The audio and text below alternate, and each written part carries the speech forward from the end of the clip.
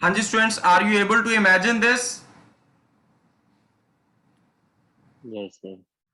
दो ही फील्ड है, एक वायर का मैग्नेटिक फील्ड और दूसरा अर्थ का मैग्नेटिक फील्ड। लेकिन हमने इसको गायब कर दिया, इसकी जगह हमने इसके दो कंपोनेंट ले लिए। हॉरिजॉन्टल कंपोनेंट होगा बी कॉस 35 डिग्री, क्योंकि क्वेश्चन में हमें गिवन है डिप एंगल इज 35 डिग्री, और वर्टिकल कंपोनेंट होगा बी साइन। तो हमारे पास तीन कौन कौन से? Magnetic field due to wire, B horizontal और B vertical.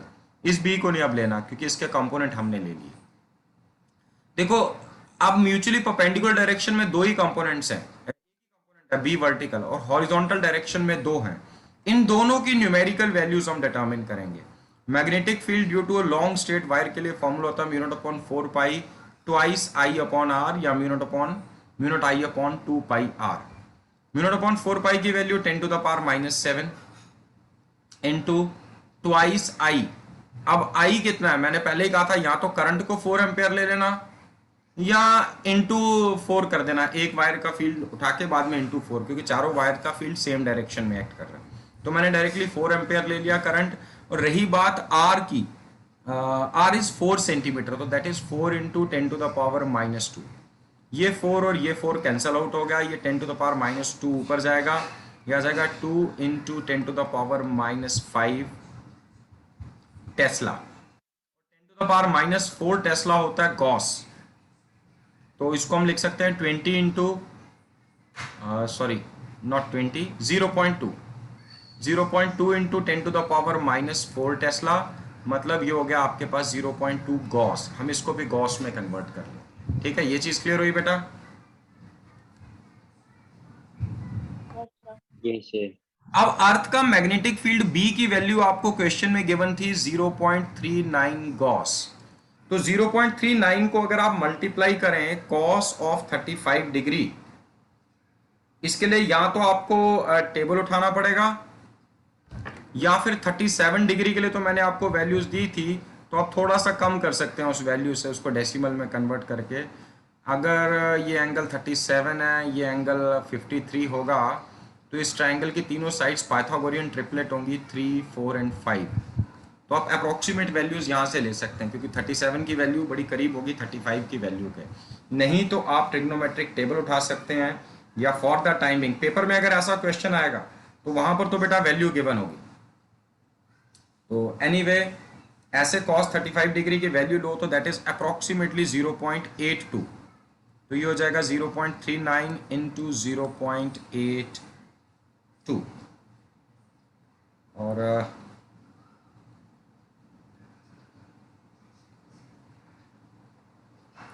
It comes out to be 0.32 gauss. तो अर्थ के मैग्नेटिक फील्ड का हॉरिजॉन्टल कंपोनेंट आ रहा है 0.32 गॉस, और बेटा साइन 35 डिग्री की वैल्यू आती है 0.57। तो यह जाएगा 0.39 इंटू 0.57, और ये वैल्यू आएगी 0.22। ये वैल्यू आ गई 0.22 गॉस। अब आप देखिए आपके पास कौन कौन से फील्ड है। एक फील्ड है 0.2 गॉस का, जो कहां की ओर एक्ट कर रहा है? साउथ डायरेक्शन की ओर। दूसरा फील्ड है 0.32 गॉस का, वो कहां की ओर एक्ट कर रहा है? नॉर्थ की ओर। तो इन दोनों का रिजल्टेंट तो नॉर्थ की ओर ही एक्ट करेगा, और एक वर्टिकली डाउनवर्ड एक्ट कर रहा है 0.22 गॉस। तो सबसे पहले इन दोनों का रिजल्टेंट लो। तो इन दोनों का रिजल्टेंट नॉर्थ की तरफ एक्ट करेगा, BH में से बी वायर निकालो, 0.32 में से 0.2 निकालो, तो ये बचेगा 0.12 गॉस, और ये आ जाएगा 0.22 गॉस। ठीक है, वर्टिकल कंपोनेंट हॉरिजॉन्टल आ गए। क्या अब आप रिजल्टेंट फील्ड ढूंढ सकते हो बी नेट? Yes sir. जब भी दो वेक्टर परपेंडिकुलर हो तो root of A square plus B square, 0.12 का स्क्वायर प्लस 0.22 का स्क्वायर। बस वैल्यू डिटरमिन करो, वही आंसर होगा, यूनिट गॉस यूज कर लेना। Is it clear? Yes sir. अच्छे से क्लियर हुआ ना बेटा सबको? Yes sir.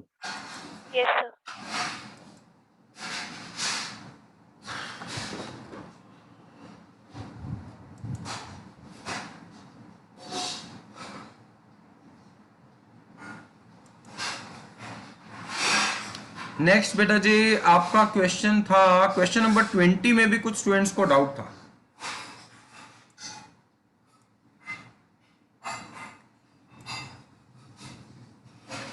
तो क्वेश्चन नंबर 20 में बेटा, a compass needle free to rotate in a horizontal plane is placed at the center of a circular coil of 30 turns and radius 12 centimeter. The coil is in a vertical plane making an angle of 45 degree with the magnetic meridian. When the current in the coil is 0.35 ampere, the needle points west to east. इसमें किस किस को problem आई?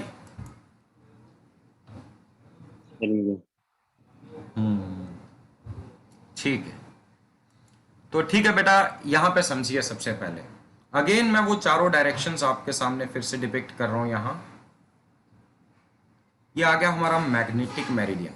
मतलब अब ये geographic direction और magnetic direction में थोड़ी सी इंक्लिनेशन होती है जिसको हम डेक्लिनेशन कहते हैं, लेकिन फिलहाल हम डेक्लिनेशन को छोड़ दो, आप इनको मैग्नेटिक डायरेक्शंस ही मान के चलें।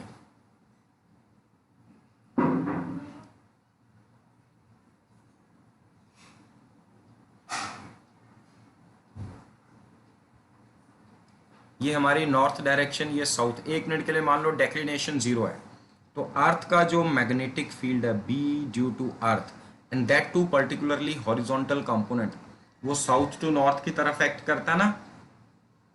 ठीक है, तो अगर बेटा जी आप यहां पर एक कंपास रखते हैं, अगर आप यहां पे कंपास रखते हो तो कंपास ठीक उसी डायरेक्शन में पॉइंट करेगी नॉर्थ की तरफ। कंपास कहां की ओर पॉइंट करेगी? नॉर्थ की तरफ। अब आपने यहां पर एक सर्कुलर कॉइल रखनी है। कॉइल इस तरह से रखनी है, कॉइल खुद भी वर्टिकल प्लेन में है and it's making an angle of 45 degree with the magnetic meridian.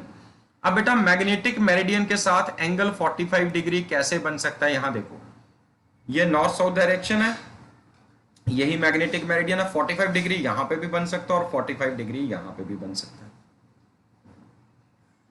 अब अगर कॉइल का प्लेन यहां पे है तो कॉइल का मैग्नेटिक फील्ड कहां एक्ट करेगा? तो मैं आपके सामने कॉइल ड्रॉ करता हूं।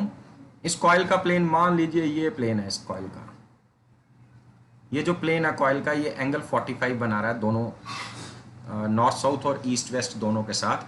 तो यहां पे ऐसा कह लो मैग्नेटिक मेरिडियन के साथ।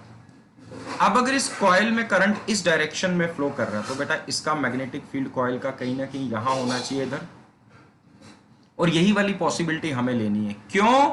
क्योंकि यहां दो दो फील्ड होंगे और अल्टीमेटली दोनों फील्ड्स का जो रिजल्टेंट होगा, जो दोनों फील्ड्स का रिजल्टेंट होगा वो कहां की ओर एक्ट कर रहा है? क्वेश्चन में कहा अगर हम यहां पर एक कंपास रखें तो needle points west to east.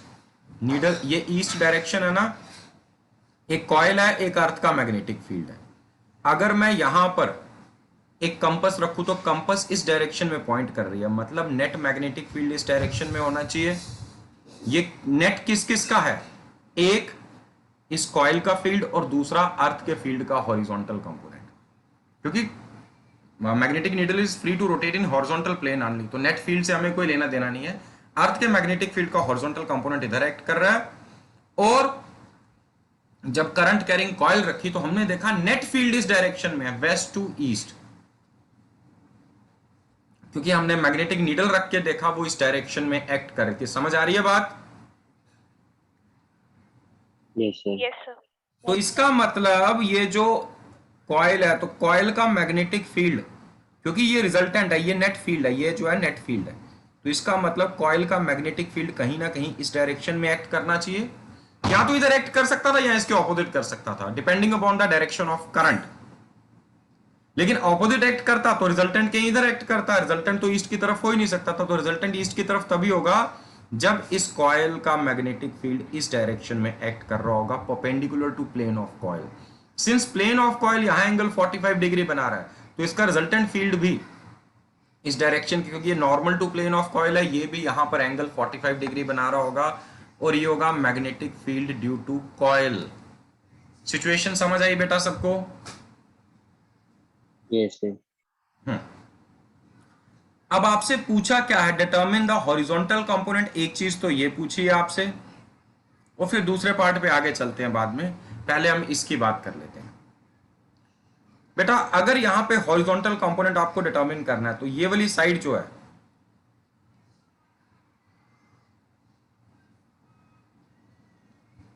This is horizontal component of earth magnetic field. अब ये पैरेललोग्राम है तो इसकी ऑपोजिट साइड ये भी तो बी एच ही होगी, ये भी बी एच होगी, है ना, ऑपोजिट साइड सेम होती हैं। अगर ये बी कॉइल है तो ये वाली साइड भी B coil, because length represents the magnitude of a vector. तो यहां एनीवे सबसे पहले अगर आप यहां पर देखो आपको गिवन क्या है, क्या आपको नेट मैग्नेटिक फील्ड गिवन है? No, we are not given the value of net magnetic field. हाँ, ये गिवन है कि नेट मैग्नेटिक फील्ड की डायरेक्शन जो है वो वेस्ट टू ईस्ट है। तो ठीक है बेटा, यहां पर एक काम करते हैं, सबसे पहले बी ड्यू टू कॉइल निकालते हैं। अब कॉइल का magnetic field at its centre कितना होता है? Mu naught N I upon 2r।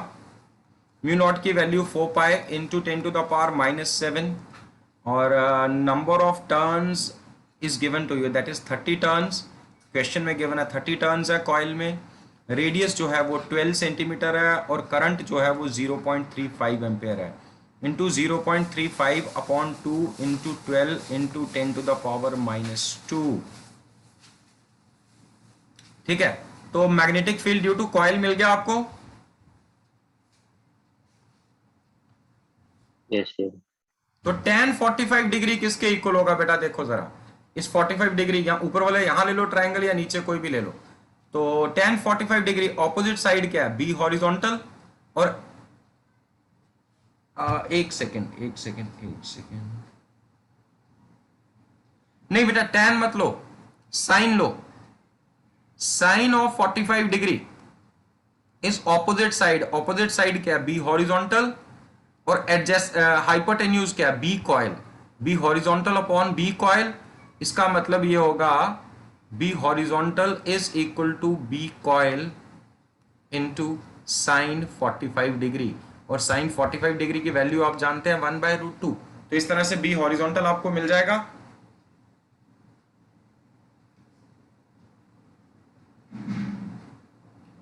Yes sir, no बताइए बेटा।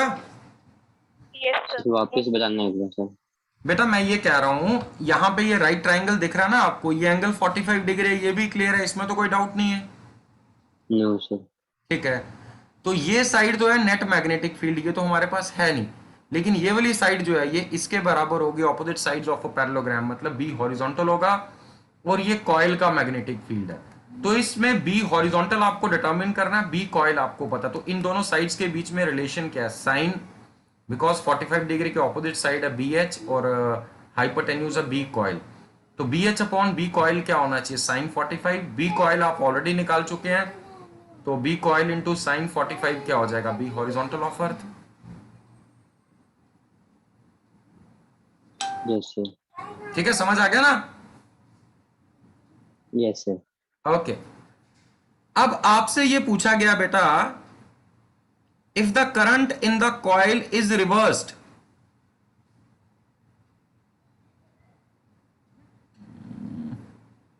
coil is in a vertical plane making an angle 45 degree when the current in the coil is needle points west to east। okay, west to east आ गया net field. ठीक है, अब आपसे ये कहा गया है the current in the coil is reversed and coil is rotated about its vertical axis by an angle 90 degree in the anti-clockwise sense looking from above। predict the direction of needle। अब declination हमने पहले ही zero ली, question में भी last में कहा zero लो। तो अब आपको बेटा ये कहा, मान लो पहले करंट एंटी क्लॉकवाइज था, तो अब करंट की डायरेक्शन अगर सपोज क्लॉकवाइज कर देते आप, अगर करंट की डायरेक्शन रिवर्स कर दें, तो ये जो बी कॉइल है इसकी डायरेक्शन ऑपोजिट हो जाएगी। अब magnetic field due to coil इधर एक्ट करना चाहिए, यस और नो? Yes sir. लेकिन अब कॉइल को भी रोटेट कर दो, कितने एंगल से? 90 डिग्री एंगल से, मतलब अब कॉइल का प्लेन ये वाला हो जाएगा। तो ये जो बी ड्यू टू कॉइल इधर आ रहा है, ये भी 90 डिग्री से रोटेट होके इधर आ जाएगा, बी ड्यू टू कॉइल।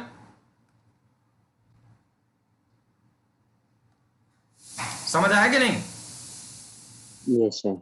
सिर्फ करंट की डायरेक्शन रिवर्स करते तो इधर मैग्नेटिक फील्ड की डायरेक्शन होती, लेकिन उसके बाद कॉइल को भी 90 डिग्री से रोटेट किया, तो magnetic field due to coil जो कि पहले यहां पे था ये वाला, अब ये यहां पर आ गया। तो अगर बेटा ये बी हॉरिजॉन्टल और ये बी कॉइल, इनका रिजल्टेंट ईस्ट की ओर एक्ट कर रहा है, और बी कॉइल की डायरेक्शन अगर यहां आ जाए, मैग्नीट्यूड तो उतना ही है, तो कॉमन सेंस की बात है, इनका रिजल्टेंट कहां की ओर एक्ट करना चाहिए, वेस्ट की तरफ करेगा कि नहीं?